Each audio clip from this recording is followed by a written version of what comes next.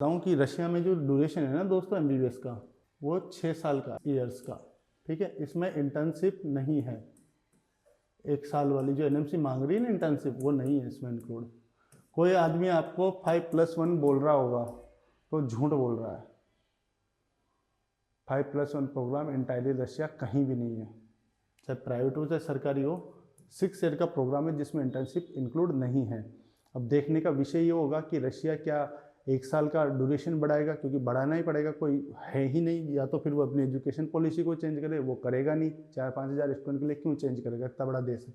तो आपको 7 साल वहाँ लग सकते हैं, 1 साल एक्स्ट्रा, ये मान के दिमाग में चलिए। और खर्चा 6-7 लाख रुपये अलग से बढ़ा के चलिए। ठीक है, तो ये तो हो गया, थोड़ा सा मैंने इंटर्नशिप का बता दिया।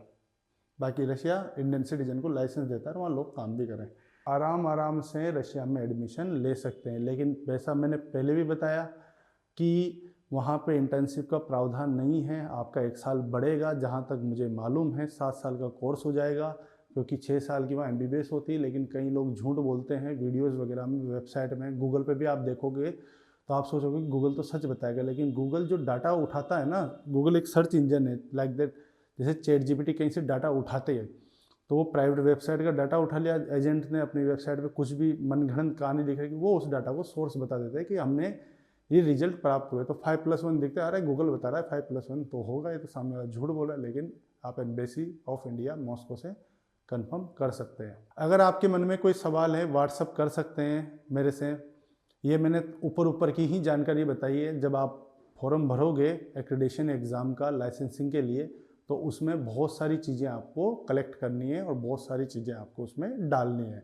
और एग्ज़ाम का फॉर्मेट मैंने फिर बता दूं कि आप एक बारी किसी भी रशियन जो बच्चा पढ़ रहा है वहाँ पे रशियन मीडियम से, उससे उनकी लिस्ट ज़रूर ले लेना कि आप भैया कौन कौन से सब्जेक्ट यहाँ पे पढ़ते हो।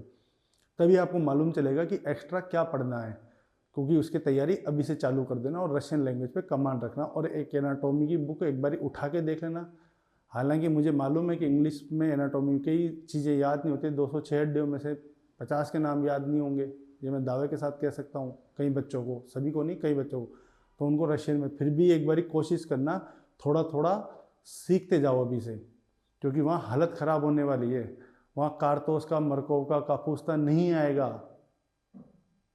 ठीक है, ईजी नीचे पदालुस्ता नहीं आएगा, वहाँ कुछ और ही आएगा कि क्या बोलते हैं इसके इंटेस्टाइन का ये पार्ट है तो इसको क्या बोलते हैं। एक बारी माइट्रोकोंडिया ले लेना टॉपिक और उसको रशियन में पढ़ना है एक बार, फिर मेरे को बताना कमेंट में कि जो मैंने बताया था क्या उससे आप रिलेट कर दो।